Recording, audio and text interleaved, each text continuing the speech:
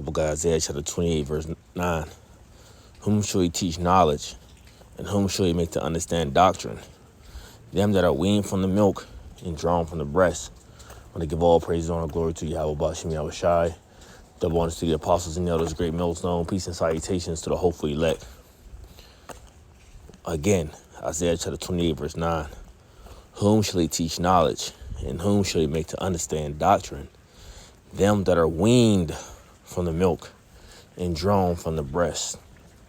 Now, if you understand the scriptures, the milk of the scriptures are the simple or basic things of the scriptures. Whereas, it's more easier to learn these things because you got milk, which is the easier things to learn, and then you got meat, which is harder, a little harder to understand.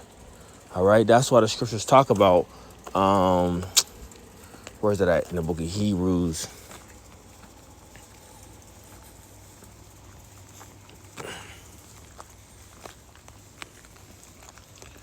Chapter 5, verse 12, it says, For the time you ought to be teachers, you have need that one teach you again, which be the first principles and the oracles of the Most High, and are become such as need of milk. Right? So when you come to learn this truth, you're needing for what? A teacher. All right? And it says, and are become such as have need for milk and not of strong meat. The strong meat represents the deep things of the scriptures, the deep understanding of the scriptures.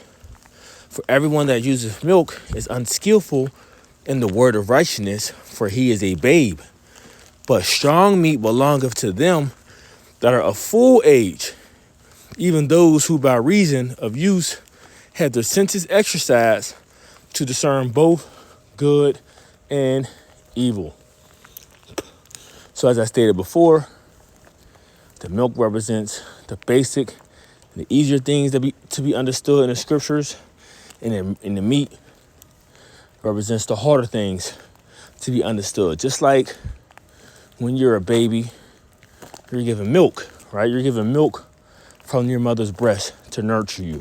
And that's what nurtured us up to the spirit, which was the basic things or the basic understanding of the scriptures, things that was more simple for us to intake.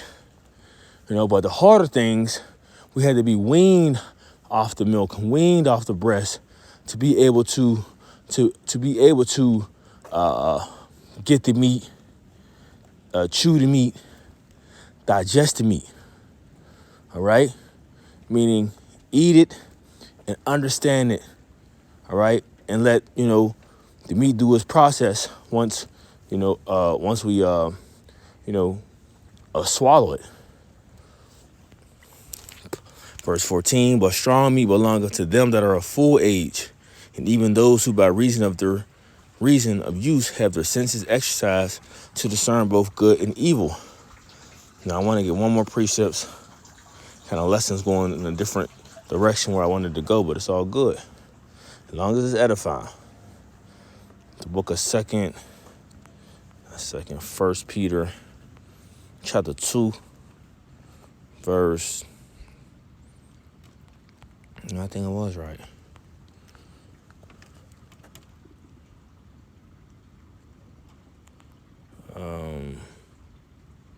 Sluggy, where's that scripture at? Bear with me one moment. Is it 2 and 12? 1 Peter 2 and 12?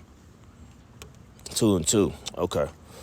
So 1 Peter chapter 2, verse 2, it says, as newborn babes, desire the sincere milk of the word that ye may grow thereby. You see, a baby is nurtured up and grown by what? The milk of his mother's breast. Now, I know in this day and age, they gave the babies, children, an alternative, right? Alternative, but you get how things is done in an ancient, in an ancient custom. And like I say, going back to the Bible, which is an ancient book. So that's why it's being mentioned or likened to what? The milk that's drawn from his mother's breast. So, I wanted to start here in the book of Isaiah chapter 28, verse 9, right? As we read this already. So let's just jump to verse 10 for the sake of time. It says, Isaiah chapter 28, verse 10, it says, "For precept must be upon precept, precept upon precept, line upon line, line upon line, here a little and there a little." So, like we did a lesson last night, I'm going into the great multitude in the book of Revelation, the 7th chapter, the 9th verse. Now, many people cannot understand this scripture because they don't understand they don't understand history, for one, and they don't understand a lot of basic milk scriptures. They don't even understand the mystery of the Gentiles. So that, even just that alone throws them off. As we always say, if you don't know the history, you don't know the mystery.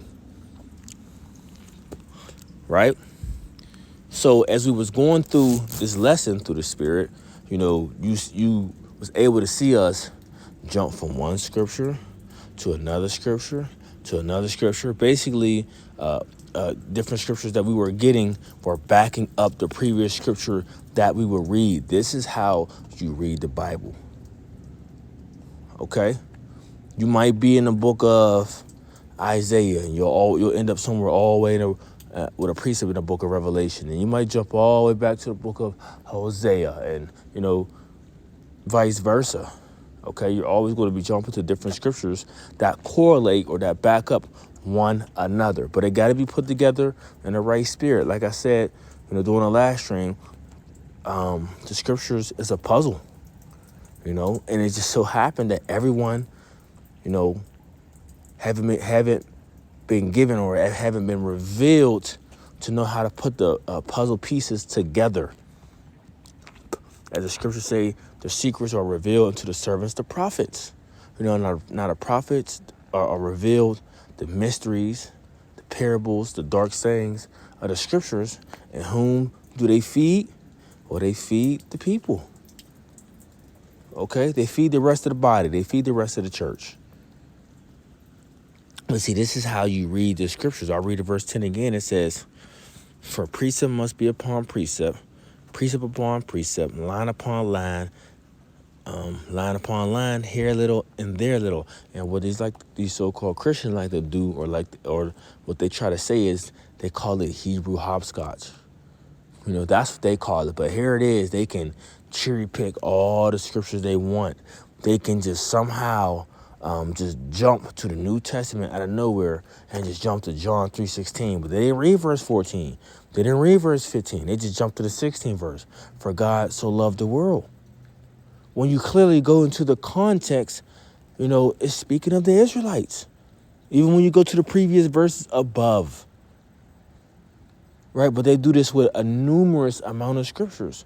See, they could cherry pick, right? But when we try to edify with scriptures backing up each other, they call it Hebrew hopscotch. No, this is just the correct way of how you break down the scriptures. Another scripture will shed light or give you more understanding of what that previous scripture is speaking of.